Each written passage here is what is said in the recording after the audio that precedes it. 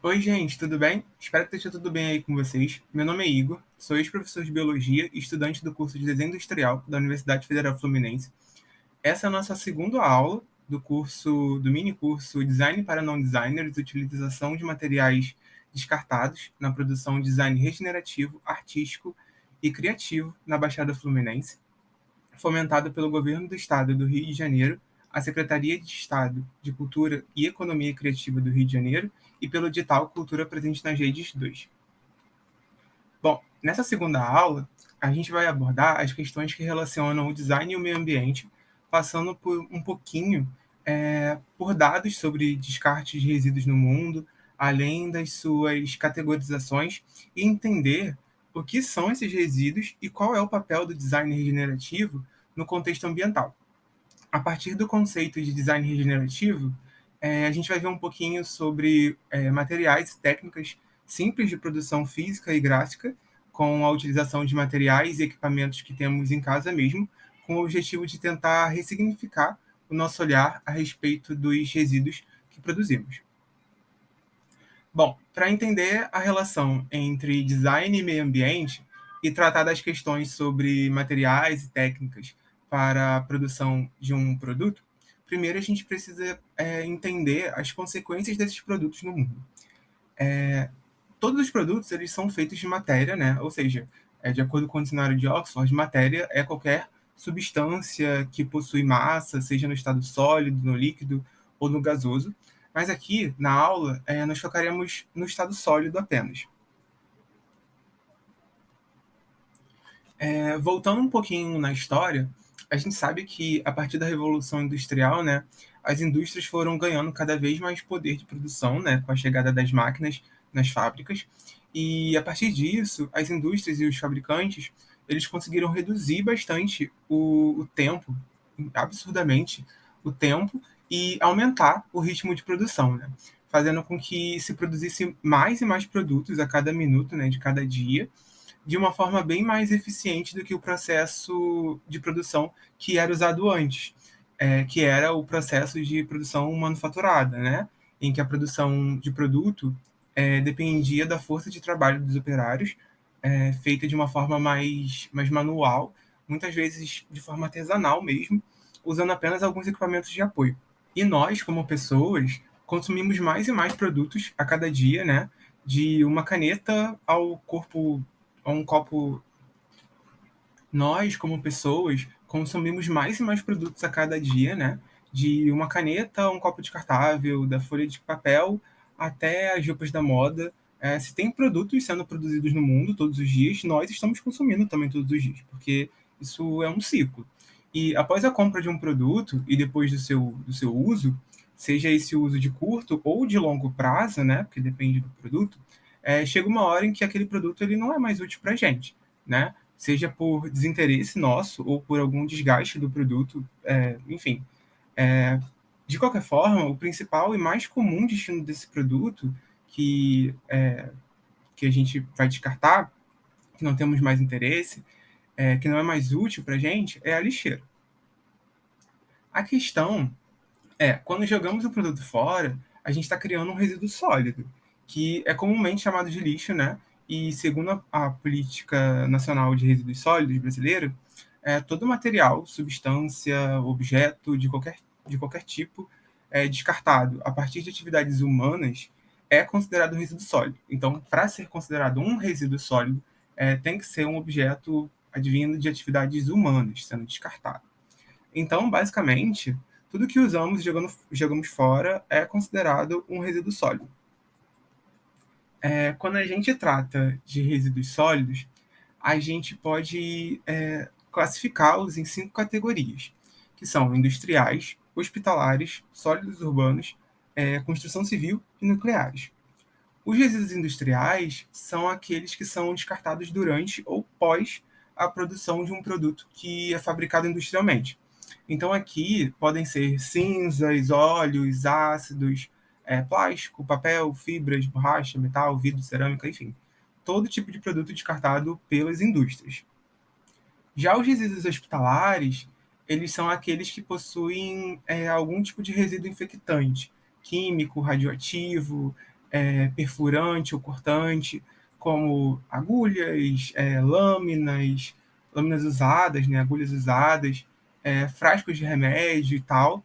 Esse tipo de resíduo, ele deve se tomar muito cuidado com ele, porque deve ser muito controlado, porque o seu pós-descarte não pode entrar em contato com outros humanos ou animais, porque eles têm grande possibilidade, né, de estarem infectados com vários tipos de agentes biológicos patógenos, ou seja, que fazem mal à saúde humana ou animal. Um exemplo disso são as máscaras descartáveis que a gente usa contra a Covid, que antes ela era usada somente nos hospitais e centros de saúde, né? E que depois da pandemia a gente passou a usar, tipo, todo mundo tem na sua residência, no seu lixo doméstico. O certo mesmo, no caso dessas máscaras, seria descartá-las separadamente, né? Dos outros tipos de lixo, mas a realidade da maior parte do Brasil não permite isso, já que na maioria dos locais a gente não tem coleta seletiva funcionando. Bom, os resíduos sólidos urbanos, eles são aqueles que são gerados por casas, comércios, limpeza pública das ruas, dos rios e por aí vai. São os resíduos que a gente tem mais contato, são os mais comuns, como, por exemplo, as garrafas de plástico, de vidro, embalagens, frascos, é, tampas, roupas, eletrônicos, madeira de móveis, borracha, enfim, todo tipo que a gente está acostumado no nosso cotidiano, que a gente tem no nosso lixo a cada semana. Já os resíduos de construção civil são aqueles que são derivados de restos de obras, de construções, de demolições, de reformas de casas ou de prédios e por aí vai. Um exemplo disso são os metais de vigas, por exemplo, a terra, pedra, restos de cascas de tinta, plástico, gesso, tubulações, fiações elétricas, tudo isso é um tipo de resíduo de construção civil e é tudo que a gente costuma chamar de entulho, geralmente. Já os resíduos nucleares, eles são aqueles que são considerados radioativos. É, ou seja, o que quer dizer isso? São aqueles que são contaminados com algum tipo de radiação, né? Como os derivados de medicina nuclear, de laboratórios, de análises clínicas, hospitais por conta do tratamento de radioterapia e tal. De todos esses tipos de resíduo, a maior parte vão parar em aterros sanitários. E os aterros, apesar de muitos deles serem controlados, ainda assim não evitam completamente o problema de excesso de descarte que a gente tem, né, no mundo. Tá, mas que problema de descarte é esse e qual é o problema da gente continuar descartando os produtos que nós usamos? Bom, o descarte desenfreado de resíduos traz problemas gravíssimos para o meio ambiente. Desses problemas, a gente tem a inutilização de contaminação, né, do solo pela ocupação dos resíduos no local onde ele é despejado, no caso, por exemplo, os aterros sanitários, e a sua absorção pelo solo por resíduos químicos ou biológicos que estão integrados naquele resíduo sólido. A contaminação da água também, né, dos mares, dos lagos, dos rios e lençóis freáticos, com também a absorção de resíduos químicos e biológicos contidos nesses resíduos sólidos, e a poluição do ar, que acontece pela queima dos resíduos, que acontece em muitos locais que não têm aterros sanitários para destinar os seus resíduos. Todos esses problemas, eles não apenas afetam o meio ambiente, né, no sentido de que afetar os animais, as plantas, destruindo os biomas, como também afeta muito a gente. Considerando dados mundiais, ao longo desses últimos 30 anos, o total de resíduos produzidos no mundo foi 3 vezes maior que o crescimento populacional, e isso aconteceu pelo fato do aumento do nosso consumo de produtos e também pela forma como a gente vem consumindo desde a década de 90, né? E muito disso é culpa do processo de globalização e da expansão tecnológica que a gente tem vivido na virada do século, que faz a gente querer consumir mais, querer mais, ter mais produtos e, consequentemente, também descartar muito mais, né? Tá, mas o que isso quer dizer, né, na prática? Atualmente, no mundo todo, são gerados 1,4 bilhões de toneladas de resíduos sólidos urbanos por ano. A partir disso, a gente tem uma média aí de mais ou menos 1,2 kg de resíduos sólidos sendo gerados por pessoa a cada dia, todos os dias. E aqui a gente só está contabilizando os resíduos do nosso cotidiano, né? Aqueles resíduos que nós produzimos, no caso, os resíduos urbanos. Imagina se a gente estivesse acrescentando também, considerando também, os resíduos industriais, por exemplo, ou os hospitalares também, os de construção civil, enfim, é coisa pra caramba, né? E quando a gente põe uma lupa nessa situação dos resíduos sólidos e traz mais para o nosso contexto, para a nossa realidade, né, a situação acaba ficando um pouco mais preocupante, porque fica mais palpável, né, mais próxima da gente. Só no Brasil, em 2019, foram gerados mais de 79 milhões de toneladas de resíduos sólidos, e com uma estimativa aí de que, em média, cada brasileiro produziu 379 quilos e 200 gramas de lixo por ano. Isso dá aí uma média de que cada brasileiro produziu 1 quilo de lixo por dia, todos os dias, durante 2019. Esses dados mostram quão alarmante é esse cenário que a gente tem, né, de descarte de resíduos no mundo todo, aqui no Brasil também, é, e mostra para a gente a necessidade da intervenção, né, de interrupção desse ciclo de consumo desenfreado de produtos que a gente tem, que a cada dia, de cada hora, a gente está consumindo mais e mais e jogando mais fora. O Lavoisier, ele é considerado o pai da química moderna. Ele já dizia lá no século XVIII, de acordo com as suas pesquisas e teorias, que na natureza nada se cria, nada se perde e tudo se transforma. Ou seja, basicamente, isso quer dizer que tudo no mundo, todo tipo de matéria, tem um potencial de transformação, seja por meio de processos biológicos, químicos ou industriais, e é independente de como é feito. O importante é que pode ser feito. O fato é que essa transformação acontece o tempo todo ao nosso redor, mas nem sempre a gente se dá conta disso. Só que a gente também consegue alcançar essas transformações da matéria, só que de maneira um pouco mais direta, né? Com nós mesmos sendo os agentes dessa transformação, que é através das interferências artísticas e artesanais, usando o que a gente tem disponível de materiais e equipamentos ao nosso redor. Bom, o Lavoisier, que é considerado o pai da química moderna, ele já dizia lá no século XVIII, de acordo com suas pesquisas e teorias, que na natureza nada se cria, nada se perde e tudo se transforma. Ou seja, basicamente, isso quer dizer que no mundo todo, né, todo tipo de matéria tem um potencial de transformação, seja por meio de processos biológicos, químicos ou industriais, e é independente de como é feito. O fato é que essa transformação acontece o tempo todo ao nosso redor, mas nem sempre a gente se dá conta disso. Só que a gente também consegue alcançar essas transformações da matéria de maneira um pouco mais direta, né? Com nós mesmos sendo os agentes de transformação, que é através das interferências artísticas e artesanais, usando o que a gente tem disponível de materiais e equipamentos ao nosso redor mesmo. Bom, em contrapartida ao nosso consumo desenfreado de produtos, foi criado o conceito de design regenerativo, né? Que nada mais é que um planejamento de restauração da matéria que leva em conta o reequilíbrio do produto com a natureza, considerando tanto a matéria-prima, ou seja, do que o produto é feito, quanto as fontes de energias, né, que foram usadas para a produção desse produto. Em outras palavras, basicamente, o design regenerativo ele é o ato de projetar algo a partir de outras coisas já existentes, né? Descartadas por nós ou por outras pessoas, gerando um novo significado e um novo propósito para aquela matéria que está sendo transformada. O questionamento que devemos fazer para nós mesmos e para os outros é: por que jogamos as coisas fora? Por que a gente jogar uma roupa fora, manchada, ou rasgada, ou um papel usado, ou até uma caneta sem carga, embalagem, apesar de tudo isso parecer terem ficado inúteis, né, sem utilidade, na verdade elas não estão. Apenas elas não estão sendo mais eficientes, né, na verdade, não estão mais servindo para cumprir o seu papel original para qual foram produzidas.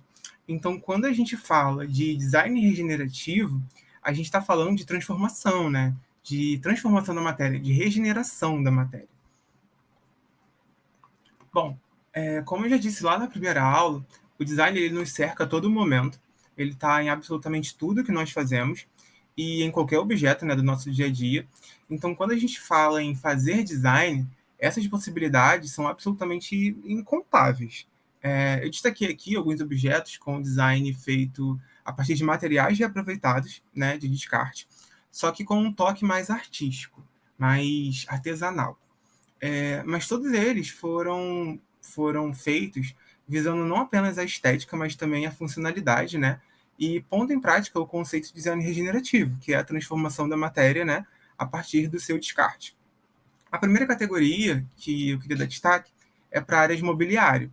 Aqui a gente tem alguns exemplos, dentre eles um banco de jornal, né, esse do meio, feito de jornais reciclados, perdão, com um design arrojado, apesar da aparência mais crua, né?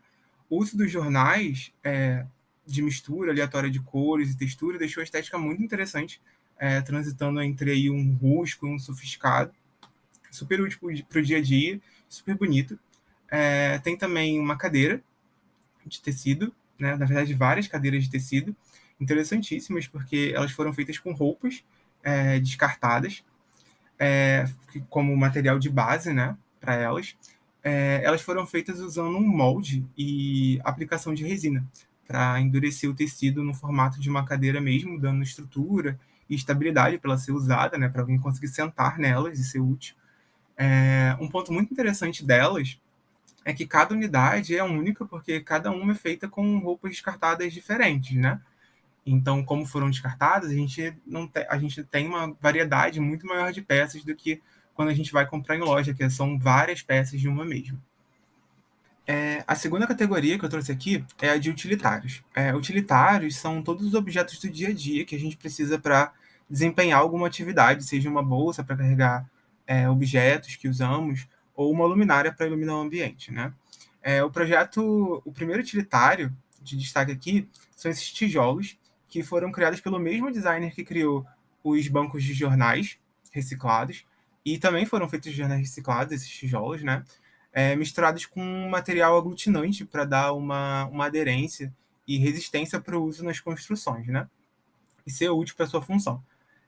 A gente tem também uma luminária, pratos e vasos de alumínio, esses roxos e vermelhos, que foram feitos utilizando só alumínio reciclado. Eles passaram por um processo de acabamento, pintura, para dar um diferencial, uma estética bacana e atrair mais o usuário, né? E esses amassados são por conta do processo de reciclagem mesmo. E as cores vibrantes e tal, tudo isso dá um aspecto rústico, porém sofisticado ao mesmo tempo. Já essa outra luminária que a gente tem aí, no formato de rinoceronte, no meio, rosa, faz parte de uma linha de móveis feitas somente de reciclagem de brinquedo. Na maioria é plástico mesmo que usam. As cores e as texturas que são usadas nela são derivadas da mistura, né, com os diferentes tipos de brinquedos que foram usados aí para fazer a sua composição, que acaba dando um resultado estético bem agradável, né, e diferente para a peça. A terceira e última categoria que eu trouxe aqui é a de esculturas, que apesar de não possuírem um papel funcional de fato, e por funcionalidade, a gente já viu que é no sentido de serem necessárias para alguma atividade, essas esculturas, elas são, além de artefatos artísticos, também são objetos de decoração, né? Que servem para compor e agregar valor ao ambiente. Aqui a gente chama bastante atenção é, como os materiais eles foram moldados para compor essas esculturas, né? Porque foram todos feitos a partir de composição e colagem. Esses dois cachorros bem coloridos à esquerda, por exemplo, eles foram feitos inteiramente com brinquedos reaproveitados. Esses brinquedos eles não tiveram suas formas modificadas por aquecimento, qualquer processo do tipo. Eles foram apenas agrupados e colados, formando a composição da forma do cachorro, né? Já esses dois peixes do meio, bem coloridos, eles foram feitos a partir de corte e colagem de embalagens plásticas de produtos, como produtos de limpeza e outros que a gente encontra no mercado, evitando seu descarte na natureza, né? Já esse cachorro e esse cisne da direita, eles foram feitos de material metálico e lixo eletrônico, todos descartados, né? E é muito interessante porque lixos eletrônicos é uma categoria de resíduo que é muito difícil de fazer a reciclagem dele, porque geralmente são muitos materiais diferentes numa mesma composição, agregados, impregnados, né, uns nos outros. Então, essa é uma ótima forma de destinar esse resíduo para alguma função. Bom, para produzir qualquer coisa, nós já vimos na aula 1 que a gente precisa se basear por alguns questionamentos a respeito do problema, funcionalidade e usuário. Mas agora nós vamos utilizar esses questionamentos de uma forma um pouco mais direcionada, para a gente definir os materiais, as técnicas de produção que a gente vai, de fato, aplicar no projeto. Resgatando mais uma vez a fala de Lavoisier, de que na natureza nada se cria, nada se perde, que tudo se transforma, é possível a gente traçar um novo propósito para materiais descartados, né? Só que o ponto-chave é por quê, como e com que fazer isso. Precisamos do porquê para definirmos o problema, a nossa motivação para resolvê-lo e o objetivo a ser alcançado com esse tipo de resolução. A gente precisa também do como para a gente definir como iremos produzir, definindo os meios necessários para isso, onde encontrar, o que precisamos, busca por referências e por aí vai. E com o que a gente define todas as possibilidades de materiais a serem utilizados e como trabalhá-los da melhor forma possível.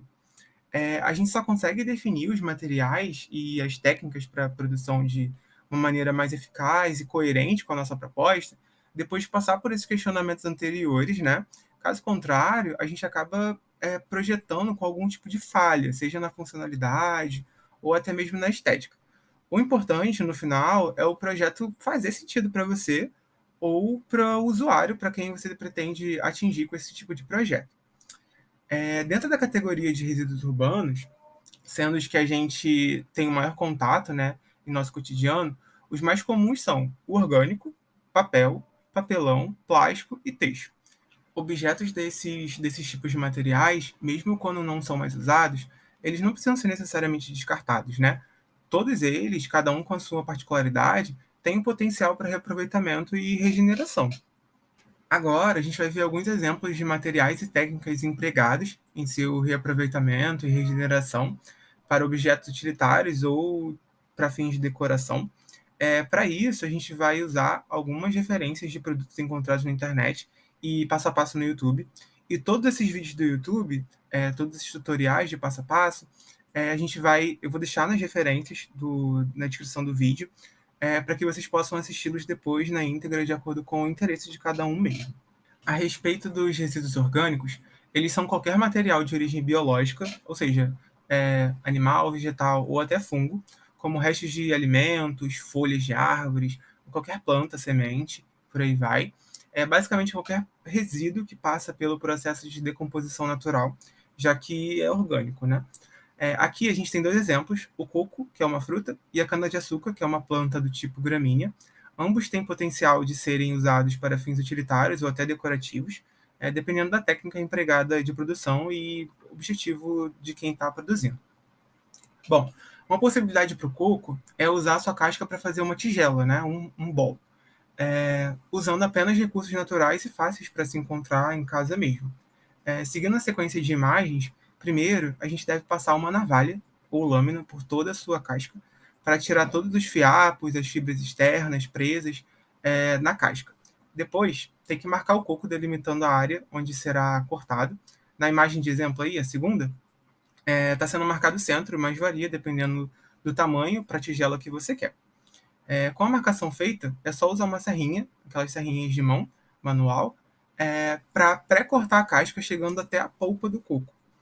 Chegando na polpa, a gente tem que aprofundar um pouquinho o corte em só um dos lados, para abrir um caminho para esvaziar em um recipiente, né, a água do coco, e não perder a sua água caso queira ser aproveitada, né? Depois que estiver vazio, tem que terminar de cortar, passando uma serrinha igualmente, né, por toda a marcação e partindo ele em dois, de fato. Quando ele estiver partido, a polpa ela deve ser retirada por inteiro, de maneira que a casca ela não quebre o racho, isso é muito importante. E dá para fazer isso com uma colher, para ir desgrudando a polpa da casca, fazê-la soltar pouco a pouco. Com a casca solta, a próxima etapa é lixar toda a superfície, interior, exterior e até as bordas, para tirar as rebarbas dos fios secos que ficaram e deixar um toque, né, mais liso e agradável para as mãos. Aí, depois de lixado, é só passar um pano seco para tirar todo o pó do lixamento. E para finalizar, né, com a casca já limpa, é só impermeabilizar passando algum tipo de óleo mineral, como o do coco mesmo, o ideal, inclusive, por toda a superfície, interior, exterior e bordas. E isso é muito importante, tem que passar 3 demãos desse óleo mineral, com um tempo de secagem entre elas de um dia, né? E essa etapa é muito, muito essencial, porque para usá-los para comportar alimentos ou outros materiais orgânicos, faz com que impermeabilize a casca, fechando as fibras de toda a superfície para evitar o acúmulo de matéria orgânica na casca. Já para cana, a possibilidade é usar o seu bagaço. Tipo, é isso mesmo, é o bagaço mesmo da cana, aquela sobra da cana depois de passar pela máquina de moer cana mesmo. O bagaço ele pode ser encontrado facilmente em qualquer lanchonete que serve caldo de cana por aí, inclusive em grande quantidade. E o seu processo é um pouquinho mais trabalhoso que o do coco, mas dá um resultado bem interessante. Seguindo a sequência de imagens, primeiro deve ser retirada toda a polpa do bagaço da cana, e dá para fazer isso tipo, muito facilmente com uma faquinha de serra, raspando os dentes pela extensão do bagaço mesmo.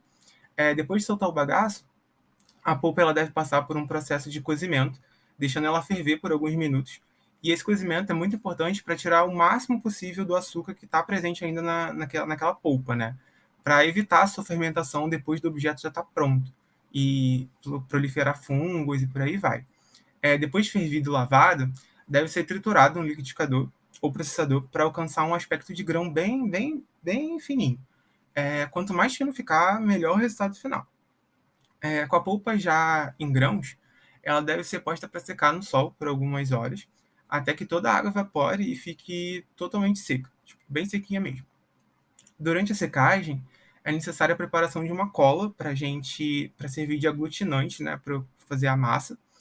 E essa cola é natural. O recomendado é usar amido de milho, água e vinagre. O amido de milho ele vai servir para dar a liga, o amido e a água, né, no caso, vão dar a liga colante, e o vinagre ele vai atuar como um antifúngico natural, já que para evitar a decomposição da peça, né? Basta levar essa mistura, esses 3 materiais no fogo, até atingir um ponto de massa colante que é parecido com um ponto de brigadeiro, só que um pouco mais puxa-puxa. Aí, com a polpa do bagaço já seca e em grãos, e a cola caseira ainda quente, quente não, mas morninha, as duas devem ser misturadas com as mãos mesmo, até formar uma massa bem soltinha, sem grudar nas mãos ou nas superfícies, né?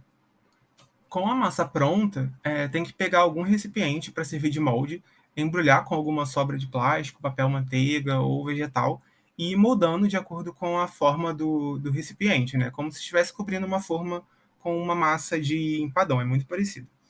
Depois de ter a massa do molde, é só deixar secar ela no sol por pelo menos um dia, e depois com ela seca, ela deve ser desenformada, e caso tenha algum tipo de falha, rachadura, qualquer coisa do tipo que é normal aparecer, é só pegar um pouco da massa que sobrou e usar para reparar cobrindo com as mãos mesmo, ou com uma colher. Depois que a peça estiver reparada, né, a peça ela deve ser deixada no sol de novo para secar por mais um dia. E depois de seca, depois de tem que dar um lixamento nela para suavizar a peça, o toque, e deixar um acabamento mais bonito. E depois de lixado e tirado todo o pó residual, né, limpado com um paninho, só aplicar uma mistura seladora de cola com água para servir para selar toda a superfície da peça e evitar também a proliferação de qualquer tipo de micro-organismo na superfície dela. Aqui a gente tem alguns exemplos do uso do papel artesanal. O processo de produção do papel artesanal, ele lembra um pouquinho do bagaço de cana, já que ele precisa ser totalmente destruído, no caso triturado, né, para ser reconstruído. E com essa técnica dá para fazer não apenas folhas de papel para escrita, desenho, pintura, mas também dá para criar uma massa de papel moldável semelhante à do bagaço de cana. O passo a passo para produzir um papel artesanal é muito simples, muito tranquilo.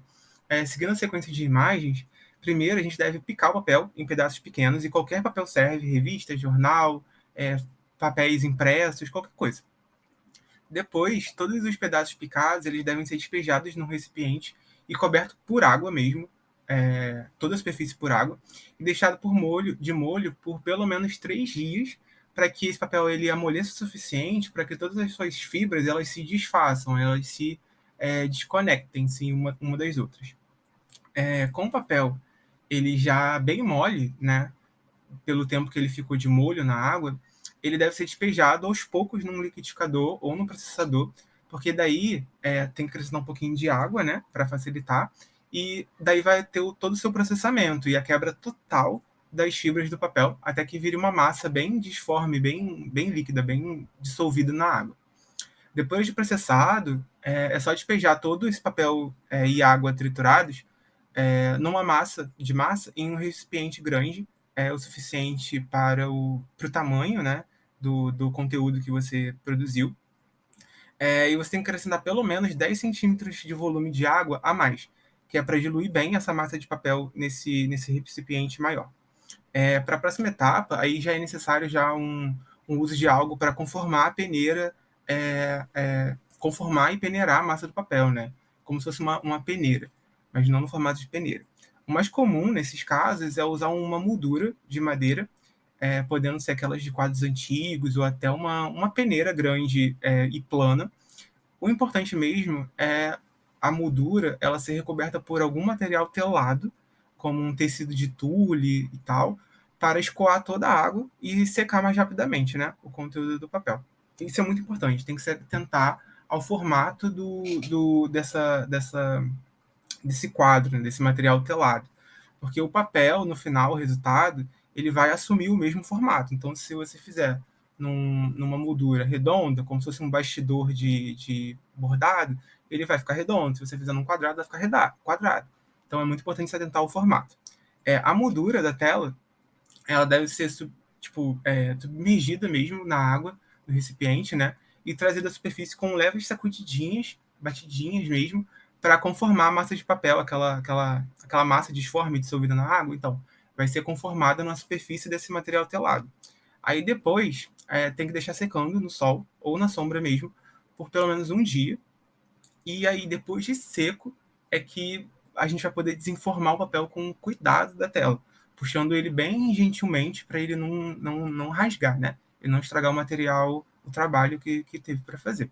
E depois, para dar um acabamento, né, é só cortar as rebarbas irregulares e utilizar como quiser, para caderno, para escrita solta, bloco, enfim, para o que quiser.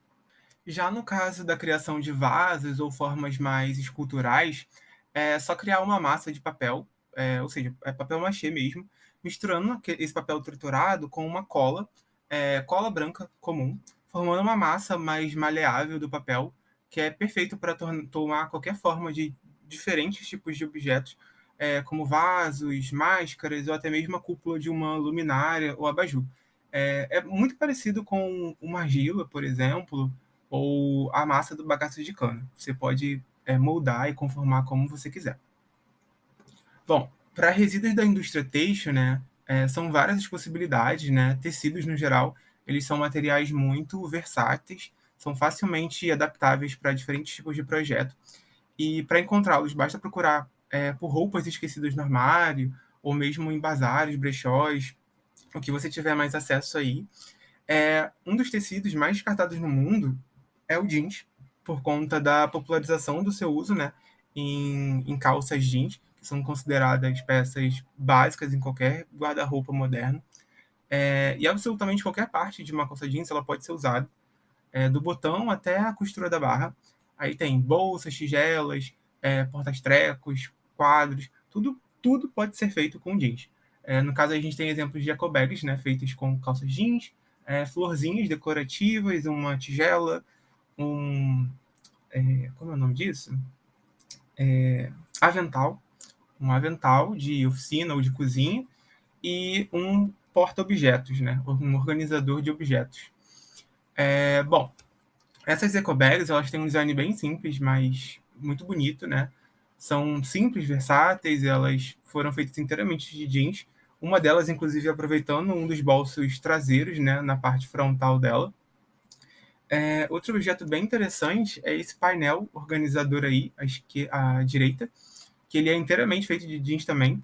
E se a gente pegar e desmembrar ele em partes, a gente consegue ver o reaproveitamento da estrutura básica de uma calça jeans mesmo, né? Que é o tecido como corpo do painel, né?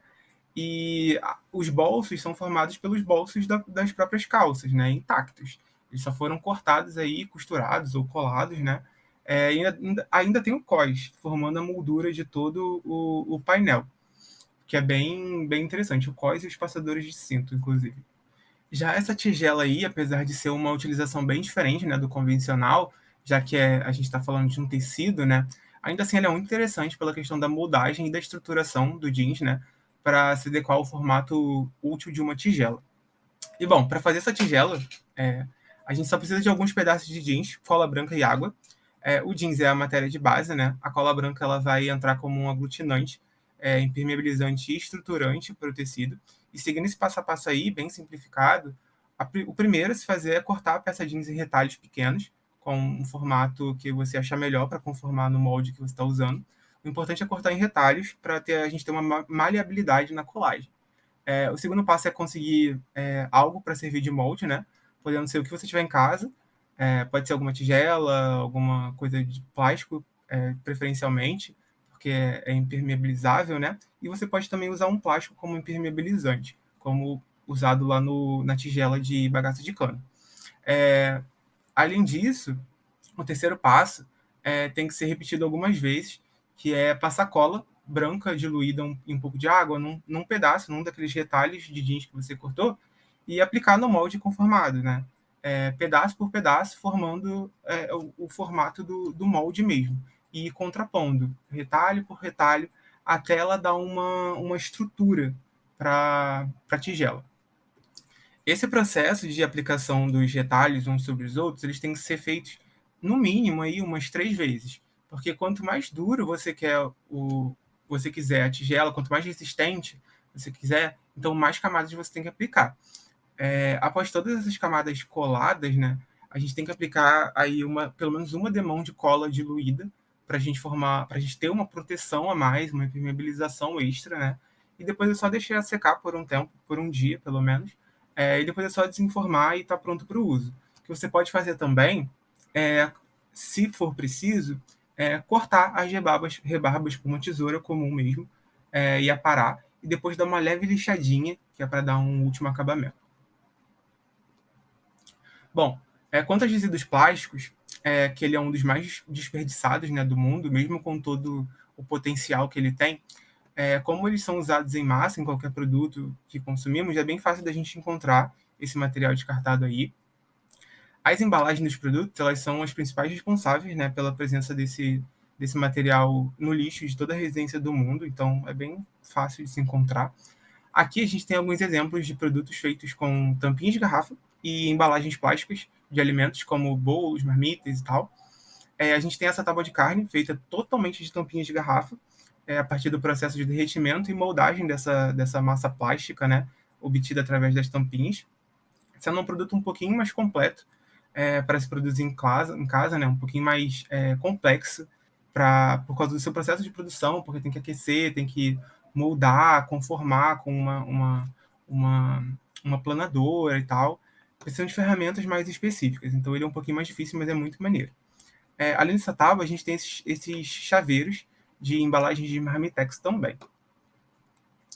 Para produzir esses chaveiros, são usados, além de plástico descartado, né, materiais simples de escritório e artesanato, que a gente pode encontrar em qualquer tipo de papelaria. A embalagem de plástico, ela deve ter uma área livre, né, uma superfície lisa, para a gente poder ter a plasticidade de mexer com o chaveiro, que é onde será ilustrado, de fato, o tema que vai ser aplicado no chaveiro. Para começar o processo, precisa primeiro aparar as bordas da embalagem que você estiver usando, porque as bordas a gente não vai usar, porque não é uma superfície lisa. E assim a gente consegue delimitar toda a área útil que a gente vai fazer ali a aplicação do desenho. Aí depois, com a ajuda de um celular ou tablet, qualquer desenho impresso mesmo, a gente transfere esse desenho para o plástico, posicionando o plástico em cima. Aí a gente vai fazendo o contorno, né, do desenho a partir do que a gente está usando como molde, com marcadores permanentes para garantir a fixação da cor no plástico. Aí depois de pintado, precisa cortar o desenho, né, respeitando uma área de segurança de pelo menos 2 milímetros de margem de desenho por segurança. E depois de cortado, é preciso furar o local por onde será presa a corrente do chaveiro. E o ideal é usar um furador, mas se não tiver, serve uma tesourinha com ponta afiada mesmo. Com o desenho pronto e cortado e furado, a gente deve levar ao forno pré-aquecido por pelo menos 5 minutos. Aí numa bandeja forrada com papel alumínio, que para não grudar, né, na forma. Aí com a temperatura sempre bem baixa, sem para não queimar o papel, a gente só quer dar uma derretidinha nele. Aí o plástico começa a encolher e deformar, mas é um processo normal, ele ficar curvadinho. E se isso acontecer, é só tirar ele, depois de estar curvadinho, e pressioná-lo com alguma coisa com a base reta, como um copo um copo de vidro, ou um prato, qualquer coisa assim, que tenha uma traseira reta. Daí ele vai ficar retinho, né? Vai tomar a forma inicial que ele tinha antes, plana. Depois de frio, é bom aplicar algum material de pintura no verso, preferencialmente branco, para dar um destaque na cor. Então aí a gente pode usar tanto esmalte como tinta acrílica, ou qualquer outra que tenha uma boa aderência, né, no plástico. E depois de aplicado esse fundo branco, a gente ainda acrescenta a corrente de um chaveiro, passando por aquele furo que a gente fez, né? E passando a argola pelo furo, né? Com o auxílio de algum alicate ou material do tipo. Aí depois de todo esse processo, a gente consegue esse produto plástico servindo de chaveiro temático ou até fazendo acessórios. Já os resíduos de construção civil, eles são costumeiramente desperdiçados e chamados de entulho, né, como a gente já disse antes, eles são destinados geralmente a terrenos baldios ou aterros sanitários. Um desses resíduos é a terra, ou o barro, né? Eles são encontrados em abundância em todo local de construção civil, obras públicas ou privadas, então é também bem tranquilo de se encontrar. Uma boa opção que a gente tem é a utilização dessa terra na fabricação de argila caseira para a produção de utensílios, como tigelas e vasos de plantas, ou até esculturas mesmo, como essas do mestre Vitalino aí, esses bois, que é um artesão, um ceramista, e é um dos mais importantes artistas da história da arte do barro no Brasil, ele é uma referência. E bom, para fabricar essa argila caseira, é bem simples e bem barato também. A gente precisa apenas da terra, né, de barro, e cimento e água. Seguindo a sequência de imagens, primeiro a gente tem que peneirar 5 copos de 200 ml de cimento e 6 de barro, sempre um copo a mais para barro, para a gente ter uma maleabilidade maior, né, com a argila.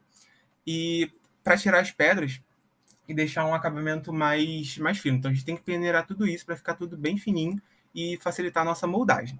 Aí depois a gente tem que misturar esses materiais secos, né? E adicionando um pote de água de margarina de água bem cheio, de 500 ml.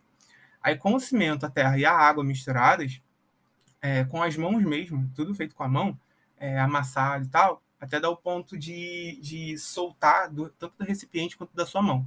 Então aqui é parecido com o processo da massa da argila, é parecido com o processo de se fazer um empadão, a gente tem que formar uma massa que solte das mãos, que fique moldável, né? Que não fique grudando.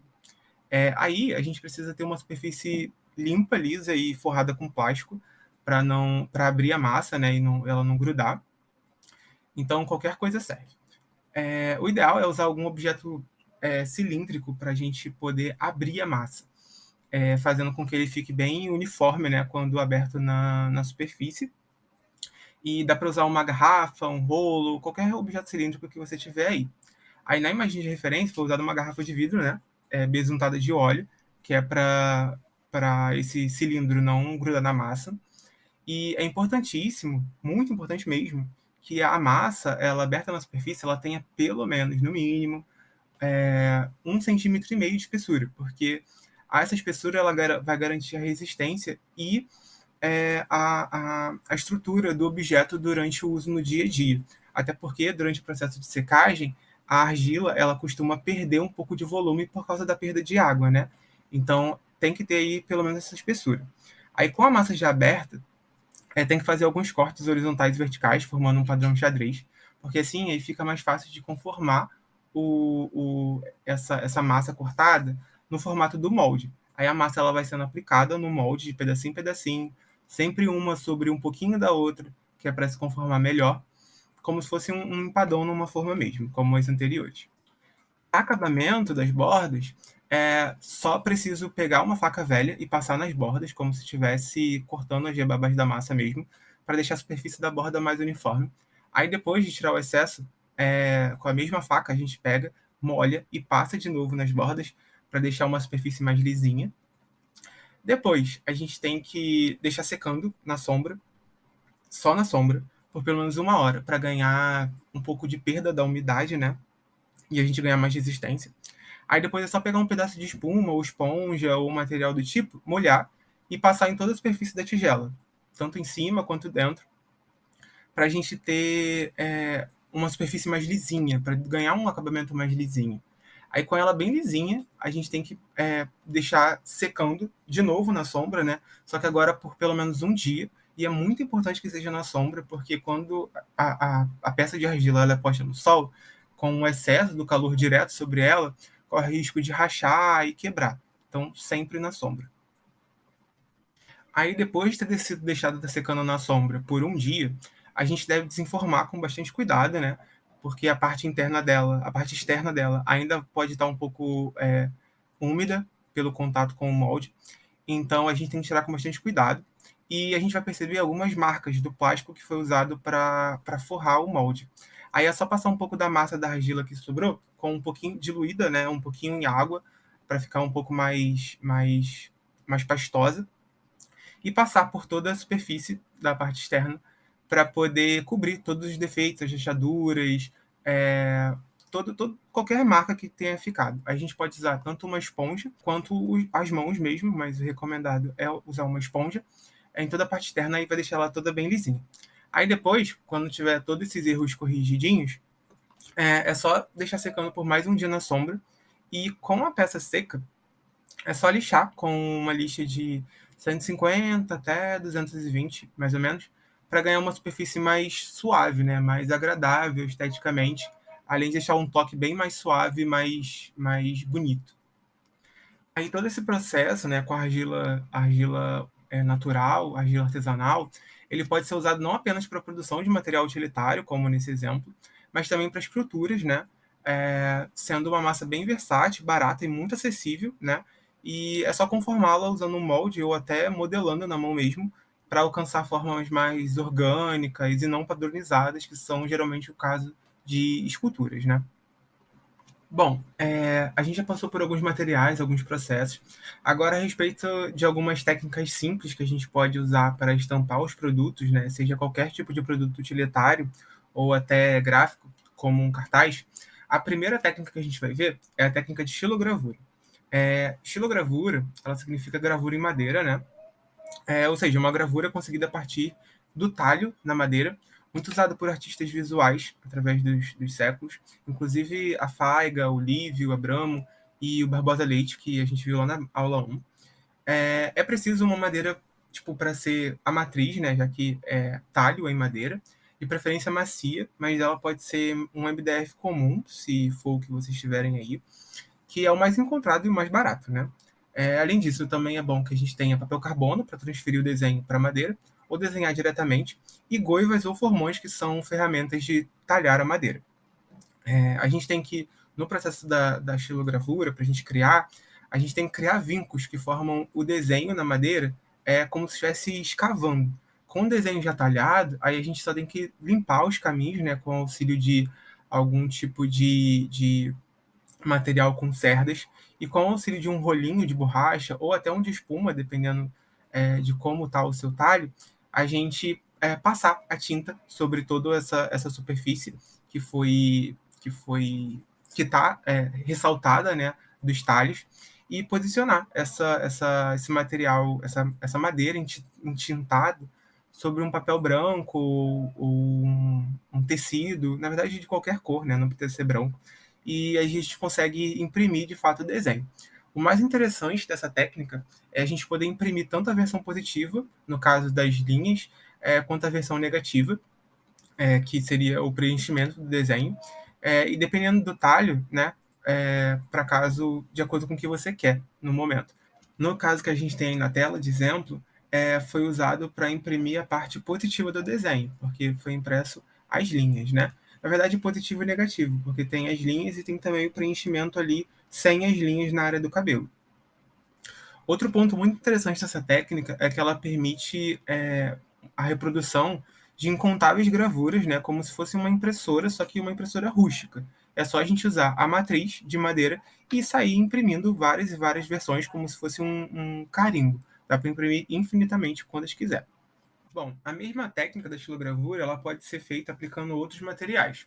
No caso aqui da linogravura, é usado linóleo, que é um tipo de borracha, só que misturado a alguns outros materiais, como cortiça, juta e tal, mas a maior parte é de borracha. Essa borracha, esse linóleo, ele é muito usado para revestimento de pisos e paredes, e ele é bem fácil de talhar, ele é bem mais macio do que a madeira, e é muito mais fácil. E o resultado é muito semelhante ao da madeira. O processo é o mesmo, a gente tem que talhar o linóleo com as goivas, e depois aplicar tinta com um rolinho e aplicar sobre um papel, ou um tecido, ou a superfície que a gente quiser estampar. Bom, aí exatamente do mesmo processo que os anteriores, a gente tem a isogravura, que ao invés de ser feito numa borracha ou numa madeira, é feito no isopor. Aí aqui, só que ao invés de a gente talhar o isopor, a gente vai só marcar, porque é um material muito macio. Então a gente consegue marcar com um lápis ou com uma caneta, o que é muito mais fácil, muito mais simples de se fazer. Aí esse isopor ele não precisa ser necessariamente comprado. O ideal é a gente usar um isopor de superfície bem lisinha, como aquelas tigelas não, perdão, aquelas bandejas de carne, sabe, que a gente compra no mercado, ou bandejas de bolinho de bolo, ou então de goiabada, enfim, aquelas bandejinhas de isopor. Aquilo ali dá para facilmente ser reaproveitado para isogravura. Aí basta que faça o desenho nela, marque com um lápis ou uma caneta para deixar o caminho, né, do desenho, as linhas do desenho rebaixadas, aí passa a tinta e depois imprime pressionando contra o papel ou contra o tecido, ou qualquer outra superfície que a gente queira imprimir. O que é importante da gente ressaltar é que para cada uma desses materiais que a gente viu, né, tanto da estilogravura, que é em madeira, a linogravura, que é em linóleo, e da isogravura, que é em isopor, a gente tem que se atentar para qual tipo de tinta a gente vai usar para imprimir o nosso desenho. No caso do isopor, da isogravura, a gente pode usar qualquer tipo de tinta, acrílica, PVA, guache. Já no caso da linogravura, a gente pode usar também qualquer tipo de material. Aí, no caso da xilogravura, que é em madeira, a gente precisa usar uma tinta um pouco mais específica. Uma tinta de preferência mais oleosa. Tem tinta própria para xilogravura, ou então a gente pode usar tinta para serigrafia também. Ela é um pouco mais pastosa, mais oleosa, e ela pode ser usada tanto para papel quanto tecido, para várias superfícies. Bom, outra técnica que é muito usada é a de stencil, né? Que no inglês stencil significa chapa para estampar, né? Que basicamente é um material plano e fino. Ele vai permitir a gente imprimir com cortes vazados nele. É uma técnica de molde vazado, né? Como eu acabei de dizer, para aplicar a forma de um desenho sobre uma superfície. Tipo, basicamente criar estampas a partir de um gabarito, né? A gente vai criar um molde, um gabarito. Aí ele pode ser aplicado sobre papel, tecido, parede, qualquer outra superfície que a gente quiser. O primeiro passo é ter o desenho em mãos. O desenho ele precisa ter espaçamento entre as linhas de encontros, né? Porque caso contrário, no recorte os traços eles vão se perder e a gente não vai ter visualização do que a gente está imprimindo. Então a gente tem que deixar esses espaços entre os cortes para que a gente consiga reconhecer o desenho no final. A partir dele, bom, aí a gente tem também a técnica de stencil, que no inglês ele significa basicamente chapa para estampar, que é basicamente isso, é um material fino, plano, que dá para a gente imprimir e reproduzir como se fosse um molde, né? É uma técnica de molde vazado para formar um desenho sobre algum tipo de superfície, qualquer superfície que você quiser. Aí você pode criar estampas, enfim, o que quiser. E pode ser aplicado sobre papel, tecido, parede, qualquer tipo de superfície mesmo. O primeiro passo para ter esse desenho, para ter esse molde, é desenhar, né, no molde. E a gente pode usar chapas de raio-x, aquelas chapas que a gente pega mesmo no hospital. A gente só tem que dar uma lavadinha nela antes, para tirar toda aquela parte preta, né, que é o que foi impressa nela. Aquilo sai com água e sabão, que aí a gente vai ter uma chapa azul, lisa e transparente. Aí o desenho ele precisa ter, é muito importante isso, ele precisa ter esses espaçamentos entre no seu preenchimento, né? Porque, caso contrário, no caso dos recortes, os traços eles vão se perdendo. Então pode deixar o desenho irreconhecível. Aí, a partir disso, a partir do desenho do recorte, né, numa folha de plástico, né, e é muito importante que seja de plástico ou algum tipo de semelhante pela proposta, e o ideal, como eu disse, é usar chapas de raio-x. Então, é só posicionar a folha de plástico já cortada, né, com o desenho já vazado sobre o desenho. Bom, outra técnica também que a gente está vendo é a distância, que é basicamente, do inglês, é chapa para estampar, né, que é um material fino e plástico. Que Bom, outra técnica é do stencil, né, que no inglês significa chapa para estampar, que é basicamente um material plano e fino para que permite a gente imprimir e reproduzir um desenho sobre vários tipos de superfície a partir desse molde que é vazado, né? O primeiro passo é ter o desenho em mãos, né, do que você quer estampar. O desenho ele precisa ter espaçamento entre as linhas de encontro, porque caso contrário, no recorte, os traços eles vão se perdendo, podendo deixar o desenho irreconhecível. Aí, a partir dele, em uma folha de plástico, e é muito importante que seja de plástico ou algum semelhante, pela nossa proposta, né, um plástico reaproveitado, né, e o ideal é usar chapas de raio-x ou embalagens plásticas, como aquela da marmita. No caso de chapas de raio-x, é só dar uma lavadinha nela, esfregando com a parte macia de uma esponja com sabão, porque aí toda a parte preta ela vai sair, vai deixar só a parte azul transparente, né, que é a composição do material. Aí é só posicionar a folha de plástico sobre o desenho, e se for escura, é só usar uma contraluz e redesenhar o desenho em cima do plástico com a caneta permanente mesmo, com aquele processo do chaveiro de plástico. Depois disso, é só fazer o recorte, né, do plástico desenhado com estilete ou tesoura, inclusive nas partes vazadas. E isso tudo vai depender do gosto, né? Vai sempre respeitando os limites dos encontros dos traços e tal, para não perder a forma. Mas aí você escolhe se você vai usar um estilete ou uma tesoura, dependendo do tipo de habilidade que você tem. Aí, depois de recortado, é só aplicar sobre uma superfície desejada que você queira fazer, né, a impressão do desenho, né, aplicar aquele desenho e aplicar tinta. A forma mais adequada de aplicar tinta vai depender do tipo de material que você está fazendo. Tipo, se você está fazendo tecido, aí você vai aplicar a tinta para tecido. Se for sobre uma superfície de madeira, papel ou semelhante, aí PVA ou acrílica, vai depender bastante. Aí você vai aplicar essa tinta com algum rolinho, ou um pedaço de espuma, ou até pincel, mas o ideal é rolinho ou pedaço de espuma, com movimentos bem suaves, dando batidinhas, que é para evitar o acúmulo de tinta nas bordas do stencil e acabar manchando o seu desenho. Aí, com o stencil, a técnica de stencil, é possível fazer várias sobreposições de cores, dá para alcançar degradês, e dá para usar também cores chapadas, se for esse o caso. Esse exemplo aí da tela, ele foi usado cores chapadas para fazer essa planta. Bom, outra técnica que eu trouxe aqui, bem famosa, bem popular, é o tie-dye, que no inglês ele significa literalmente amarrar e tingir. Ela é usada há séculos, né, no Japão e no continente africano, e foi muito popularizada pelo movimento hippie dos Estados Unidos, e foi reconhecido, né, como um elemento da sua identidade por bastante tempo, inclusive ainda hoje, e foi difundido assim mundialmente, né, como uma técnica de estamparia até artesanal. A técnica ela é feita a partir de amarrações, né, em tecidos com linhas, barbantes ou elásticos, para criar pontos de isolamento nesse tecido. Esses pontos de isolamento, né, que eu me refiro, dessas amarrações, elas criam áreas de preservação do tecido, onde eles não serão afetados pelo tingimento. Então, nessas áreas em que foi aplicado barbante, elástico, etc., elas não vão ser pintadas, se feito corretamente, né? Depois dessas amarrações já feitas, é só preparar o tingimento, né? Tem duas formas, tem dois tipos de tingimento usados. Tem o frio e o quente. O frio é só usar tinta de tecido, diluída em um pouquinho de água, e aplicar sobre a área que você quer tingir, com o uso de uma bisnaguinha ou derramando mesmo. Para o tingimento quente, é usado corante em pó e é um pouquinho mais complexo, mas o resultado também é muito bom, que tem que seguir o passo a passo basicamente da embalagem, que é dissolver o potinho, né, do corante em 1 litro de água, um potinho para 1 litro de água.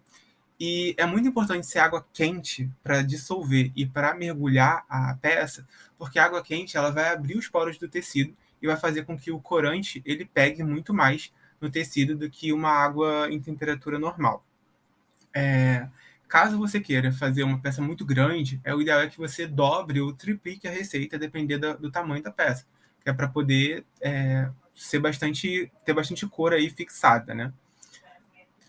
Bom, depois de diluir o corante na água quente, tem que umedecer o tecido antes de submergir ele. Umedecer, que é para deixar a aderência dele, a cor ao corante, mais uniforme, para a água do corante se espalhar mais facilmente por ele e mais uniformemente. E depois de submergido na água com corante, ele tem que ser deixado pelo menos 30 minutos ali, tipo, de molho. Mexendo às vezes, né, para dar uma uniformizada na cor, mexer de um lado para o outro, revirar, para pegar tudo por igual. E depois de passar dos 30 minutos, é só tirar e lavar não, enxaguar com água gelada ou em temperatura normal. E é importante que seja em água gelada ou temperatura normal, porque a água fria, nesse caso, ela vai fechar os poros do tecido e evitar a perda de cor. Ao contrário da aplicação da água quente. A água quente ela abre os poros do tecido, deixando mais adepto à absorção. No caso aqui, a gente vai fechar os poros para evitar a perda. E esse enxágue com a água fria, ela tem que ser feita algumas vezes até a cor da água fria sair bem clara, assim, quase transparente. Aí depois é só você deixar secando por um dia, né? Caso você queira, você pode usar um fixador. Esses potinhos de corante da mesma marca geralmente tem um fixador, né, químico. Você pode usar. Caso não queira, você pode, durante o tingimento quente, aplicar um pouquinho de sal, algumas colheres de sal, que o sal ele atua como um fixador natural.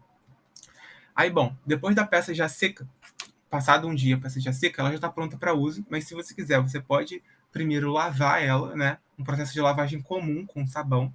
E nesse processo de lavagem com sabão é normal, totalmente normal, ela perder um pouco de cor na primeira lavagem.